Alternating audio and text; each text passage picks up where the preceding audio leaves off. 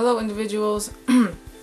What I've noticed about my channel, and this is something that I was thinking about today, that I feel like a lot of my videos have become really downers and have been really they haven't really been happy things.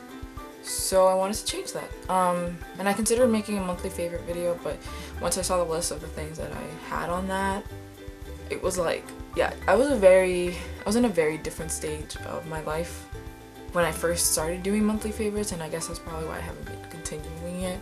Because I was all very much like, you know, post breakup, I was like, I'm gonna work on myself and I'm gonna be this positive person and like change who I am and all this shit. And not that it's not important, and it's not that I'm not doing that, I'm just doing that in a different way. So then I like looked online and like saw a list of YouTube ideas, and I was like, and I saw this thing about like hobby and career, and decided to do something about that, and talk about my relationship with photography, especially because my portfolio, I like made it live like maybe a week ago, but it's still a brand new thing to me, and I get to finally say to people like I have a website for my photography and it's great, and my portfolio is like online, thanks to Adobe, because I do pay for like Creative Cloud every month. It's expensive as it might be for a like college student. Because of that, I get like access to a portfolio, and so it is now online. And yeah, so I guess I feel like this is gonna be a long video, so I'm gonna try to keep this as short as possible. Like my relationship with the camera started when I was a kid, and when the first like phone cameras came out, and it was a really big deal because like we went from having phones that could only make phone calls and to now having phones with like cameras on them.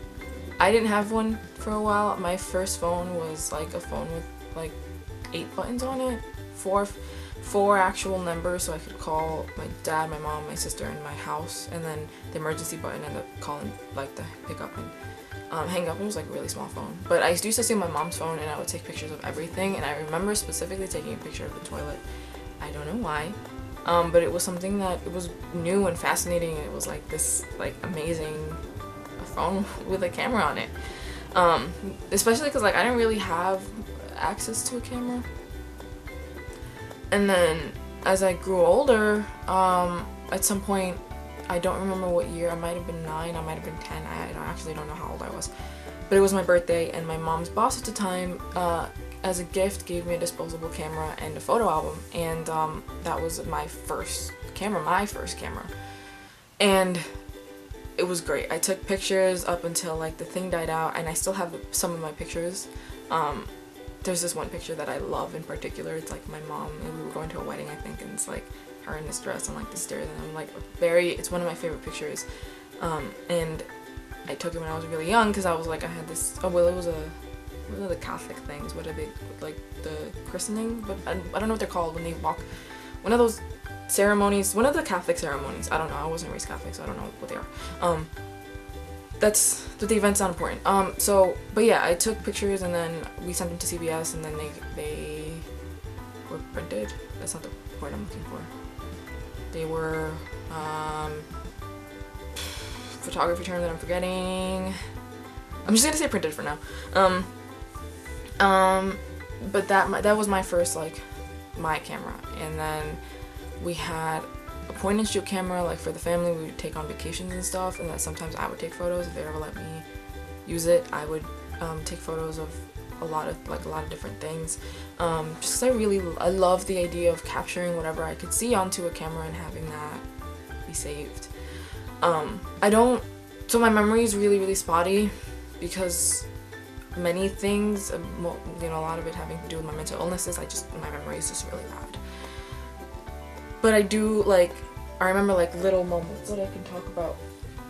Things like taking pictures on my webcam, and not just taking pictures of me, but taking pictures of like people around me. And my second camera was my first video camera that was also I think it was a Christmas gift. It was like this small like Disney video camera thing that you could like, it was like a Hannah Montana or something camera, and you could record stuff, and then it also came with the software that you can like put backgrounds and all this cool stuff in it. I never really used that. I just used it for pictures, and I used it to sometimes make videos. And that was my first, that was like my second camera. That wasn't a disposable one. And I'm trying to think. But I know this is like going on more about content. You know, it's not what I was heading for, but I started making YouTube videos years ago. It was a different channel, it went by a different name, and I remember using webcam at some point. I remember using, I think maybe the point and shoot, my mom's iPad, my phone at one point.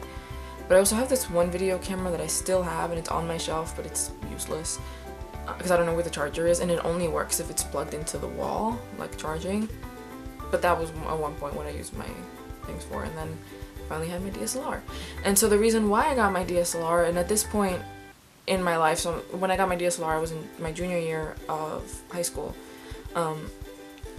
I was interested in photography, I just didn't know how interested I was, because I never really had, you know, like a real camera, and I never really, I thought it was a really nice idea, but I couldn't think of myself doing it as like a real thing, you know what I'm saying? I don't really know what I'm saying. So until my junior year of high school, because I was in the media major, and we had a section for photography, and I asked my parents to get me a camera, and then they did, and it's the camera that I still use, and it's the camera that has been my baby and has been like faithful to me, and like you know, it's my child. But this is the camera that I've had for years, and at that point, like, you know, I wanted it because I knew we were going to do photography, and the following year we were going to do film, and I knew I was going to be a filmmaker, and I was like, it just makes sense to have a camera if this is something that I want to do with my life. Like, why not have like a legitimate DSLR? It cost like $500 for the camera and some of the other accessories, which is a really decent price for a DSLR. It's a really basic one, but it's a camera, and a camera is a camera. And my theory is that like what you use isn't as important as like how you're using it.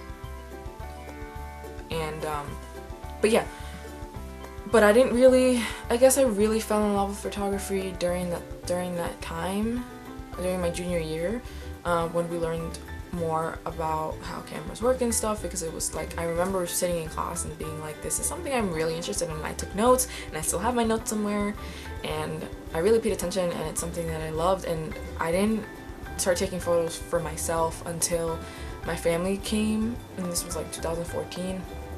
They came to visit from Guatemala, and being tourists, we were tourists for a while, and I took pictures of a lot of different stuff, and I played around with like the settings, I played around with the focus, and I just fell in love with the things that you could do. And yeah, and then, but I didn't really, I mean, like, I took it seriously, but that was sort of my portfolio. I didn't have that much until maybe last year, 2016, that I started taking portraitures, and that's something that I've been sort of doing as of recently. It's not what I want to focus on, but they're pictures, you know, and I have to build my skills somehow, and I don't mind, because I love taking portraitures, especially because I feel like you could capture the essence of someone with a picture alone, and I mean, I love it. I personally love it. It's not, I mean, when I first thought about doing photography, you know, around my junior year, I wanted to do activism with it. And my senior year of high school, I started this project that I never got to finish, and it's called Wipe Me Out, and it plays with white privilege and the jealousy of someone of a minority wanting to be white, because that's something that I experienced. But I only have one picture from it, and it's something that I want to develop. But I have so many ideas, I just haven't really done much about it. But so in terms of photography, I don't want to just focus on portraits. I do want to eventually create something with it. I want to create something meaningful with it. I want to make something that I'm gonna, you know, be proud of, and I'm gonna feel like it means something. It feels like it's gonna create a change somehow. And that's sort of where I stand. I don't know how long this video has been recording. I talk a lot. So yeah, that's where I stand with photography. My website is live. I'm gonna post a link in the description, and I guess I can make this a series. My history with film, my history with like visual arts and performing arts and graphic arts. Yeah. But if you've watched up to here, thank you so much. Subscribe, like, or comment. You can give an individual their wings. And if you subscribe, you can join my winged family. And until next video. And wait, you can join my winged family who doesn't want to learn to fly. And until next video, bye.